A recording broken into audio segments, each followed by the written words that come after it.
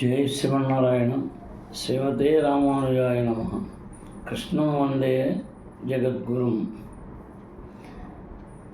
వ్యాసాయ విష్ణురూపాయ వ్యాసరూపాయ విష్ణవే నమో వై బ్రహ్మనిధయే వాసిష్ఠాయ నమో నమః.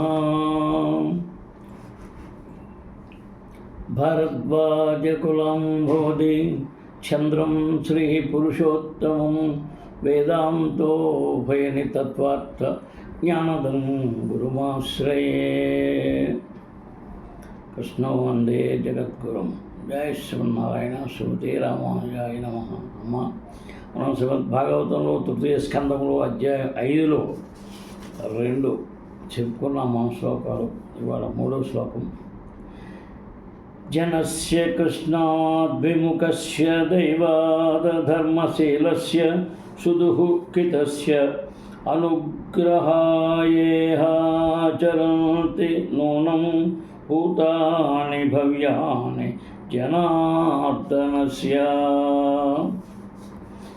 జనస్య సామాన్య మానవుని యొక్క కృష్ణ అంటే దేవదేవుడు శ్రీకృష్ణుని ఎడ విముఖస్య విముఖత కలిగిన వాడు దైవాత్ బాహ్యశక్తి ప్రభావమున అధర్మశీలస్య అధర్మ వర్తనుడైన వాడు సుదుఃఖితస్య అంటే సర్వదా దుఃఖితుడైన వాడు అనుగ్రహాయ ఇతరుల కరుణ కలిగిన కారణమున ఇహ ఈ లోకమున చరంతి సంచరింతురు. నూనం నిశ్చయముగా భూతాని జనులు భవ్యాని పరోపకారులు జనార్దనస్య దేవదేవుని యొక్క. ప్రభు కృష్ణ విముఖులకు ప్రత్యేక జీవుల యొక్క కరుణను చూపుటకై పరోపకారులకు వారు ఆ దేవదేవుని పక్షమున ధరణియందంతటను సంచరింతురు. దేవదేవుడు శ్రీకృష్ణుని ఇచ్చకు అంటే కృష్ణుని ఇచ్చకు లొంగియుండుట ప్రతి జీవుని సహజ స్థితి. కానీ పూర్వ పాపకర్మల కారణమున జీవుడు భగవదాధీనత భావమునకు విముఖుడై భౌతిక అస్తిత్వపు దుఃఖములన్నింటినీ అనుభవించును. దేవదేవుడు శ్రీకృష్ణునకు భక్తిపూర్వక సేవ నొనరించుడు తప్ప మనుజునికి వేరొక కార్యము లేదు. తత్కారణమున దివ్యముగు ప్రేమయుత సేవ తప్ప అన్యముగు ఏ కార్యమైనను దాదాపు భగవద్విద్యకు విరుద్ధముగా చేయబడి తిరుగుబాటు చర్యయే. కామ్యకర్మము జ్ఞానము యోగము అనువి దాదాపు భగవదాధీన భావనకు విరుద్ధమైనవే. అట్టి తిరుగుబాటు కర్మలందు నెలకొనిన జీవుడు భగవదాధీనమును పనిచేయి ప్రకృతి నియమములచే శిక్షితుడగును. భగవానుని అనన్య భక్తులు పతిత జీవుల ఎడ పరమ కరుణ కలిగి ఉందరు. కనుకనే వారిని భగవద్ధామమునకు తిరిగి చేర్చవలనటి కార్యముతో ఆ మహాత్ములు ప్రపంచమంతటను సంచరింతురు. పతిత జీవులను ఉద్ధరించుటకై అట్టి విశుద్ధ భక్తులు భగవత్ సందేశమును ప్రచారము కావింతురు. కనుక భగవానుని బాహ్యశక్తి ప్రభావముచే మోహితుడైన సామాన్య మానవుడు వారి సాంగత్యమును ఉపయోగించుకొనవలెను. తత్సాధువర్యాదిశేవర్చతున్నః సంరాధితో భగవాన్ येन పుంసాం హృది స్థితో యచ్చతి భక్తిపూతే జ్ఞానో సతత్యాధిగం పురాణం. తత్ కనుక సాధువర్య సాధువులలో శ్రేష్ఠుడా ఆదేశ దయచేసి ఆదేశింపుము వర్త్మ్య మార్గమును శం మంగళకరమున నహ మాకు సంరాధిత చక్కగా సేవించబడి భగవాన్ దేవదేవుడు ఈయన దానిచే పుంసాం జీవుని యొక్క హృది స్థిత హృదయమునందు వసించుచు యచ్చతి వసగును భక్తి పూతే అనన్య భక్తులకు జ్ఞానమును స అట్టి తత్వ సత్యము అధిగమం దేని ద్వారానైతే మనుజుడు నేర్చునో పురాణం ప్రామాణికమును మరియు పురాతనమును. కనుక ఓ సాధువర్య, భగవానుని దివ్యముకు భక్తిత సేవను కూర్చి దయతో నాకు ఆదేశములసుకము. ఎల్ల హృదయములందు స్థితుడయ్యుండు. అతడు దానిచే అంతరము నుండి పరతత్వ జ్ఞానమును భక్తియోగ విధానముచే పవిత్రులైన వారికి మాత్రమే వసగబడినట్టి ప్రాచీన వైదిక సిద్ధాంతముల రూపున ప్రేమతో వసకగలరు. శ్రీమద్భాగవతములోని పరమస్కందమున ఇదివరకే వివరింపబడినట్లుగా జ్ఞాత యొక్క అవగాహన సమర్థతను బట్టి పరతత్వము 3 దశలుగా అవన్నీయును ఒక్కటే అయినప్పటికీ అనుభూతముగును. పరమ సమర్థుడగు ఆధ్యాత్మికవాది భగవానుని విశుద్ధ భక్తుడే. అతడు కామ్యకర్మలను లేదా తాత్విక కల్పనను లేశమైనను కలిగి ఉండడు. కేవలము భక్తియోగము ద్వారానే కర్మ, జ్ఞానము, యోగము వంటి భౌతిక ఆచ్ఛాదనల నుండి మనుజుని హృదయము పూర్తిగా పవిత్రము కాగలదు. కేవలము అట్టి పవిత్ర స్థితి అందే భగవానుడు ఎల్లరి హృదయములందు ఆత్మతో పాటు నిలిచియుండువాడు. చర్మగమ్యముగు భగవద్ధామమును భక్తుడు చేరినట్లుగా ఉపదేశమునొసగును. తేషాం సతతయుక్తానాం భజతాం అనుచు ఈ విషయము భగవద్గీత 10:10 యందు ధ్రువపరపబడినది. భక్తుని భక్తిత సేవచే సంతృష్టి చెందినప్పుడే భగవానుడు జ్ఞానము నొసగగలడు. ఆ రీతినే ఆ దేవదేవుడు అర్జునునకు ఉద్ధవునకు జ్ఞానము నొసగెను. శ్రీకృష్ణ భగవానుని ఈ ప్రత్యక్ష సహాయము జ్ఞానులు, యోగులు, కామ్య కర్మరతులు ఊహింపచాలరు. దివ్యముకు భక్తిత సేవ ద్వారా భగవాను సంతృప్తిపరచుటకు వారు సమర్థులు కారు. అట్టి సేవను వారు విశ్వసింపనుబోరు. వైది భక్తి విధానపు నియమానుసారముగా నిర్వహించబడి భక్తి శాస్త్రములందు నిర్వహించబడి ఆచార్యులచే ధ్రువపరుపబడినది. ఈ విధమైన అభ్యాసము సాధనకు రాగభక్తి స్థితికి చేరుటకు తోడ్పడగలదు.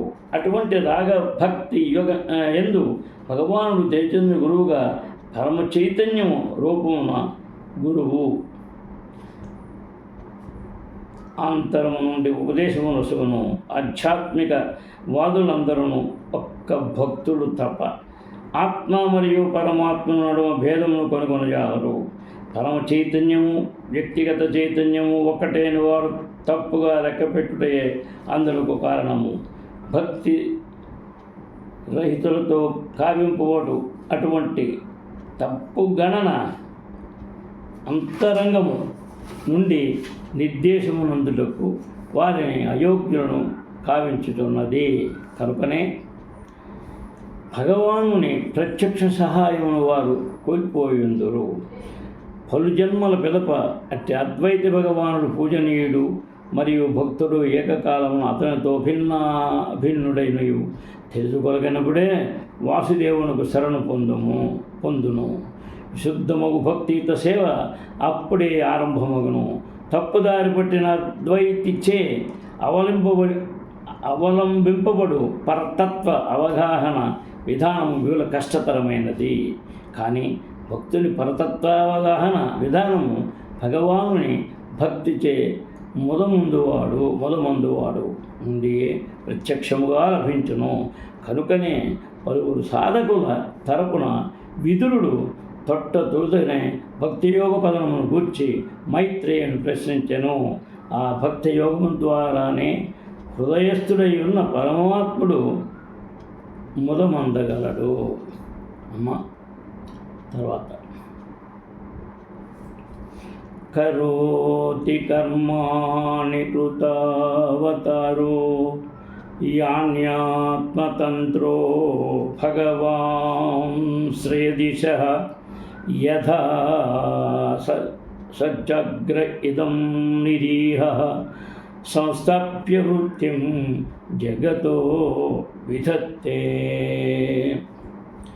కరోతి వాణిని అంటే వసరించును, కర్మాని దివ్య కర్మలు, కృత గ్రహించి, అవతారములు, యాని అవన్నీయును, ఆత్మతంత్ర స్వతంత్రుడు, భగవాన్ దేవదేవుడు, అధీశ ఉల్లోకములకు స్వామి, యథా అంతగా, సపర్ణ అంటే సృజించెను, అగ్రే తొలుత, ఇదం ఈ జగత్తును, నిరీహ వాంఛారహితుడైనను, సంస్థాప్య స్థాపించుచు, వృత్తిం జీవనార్థములను, జగత విశ్వముల యొక్క విధత్తే అతడు నియమించినప్పుడు.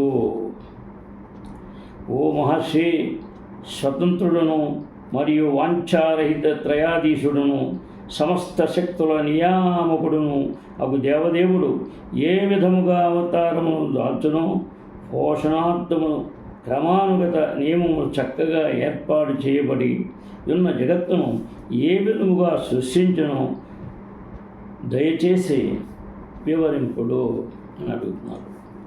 శ్రీకృష్ణ భగవానుడు ఆదిదేవుడు, అతని నుండియే కారణాత్మ సాయి విష్ణువు, గర్భోదక సాయి విష్ణువు, క్షీరోదక సాయి విష్ణువు అనేది 3 పురుషావతారములు, సృజనాత్మక అవతారములు విస్తరించును.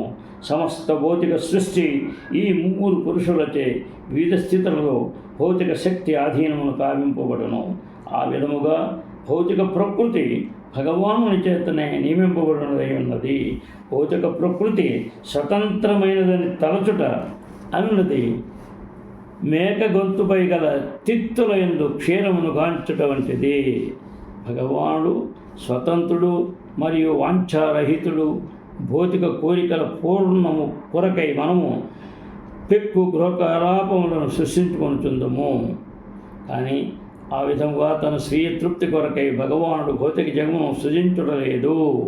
నిజమునకు బద్ధజీవుల అనంతకాలము నుండి దివ్యముగు సేవయర విముఖులై ఉన్నవారు భ్రాంతిమయ భోగము కొరకే ఈ భౌతిక జగము సృష్టించబడినది. కానీ అట్టి భౌతిక విశ్వములన్నీయును స్వయం పూర్ణములై ఉన్నవి.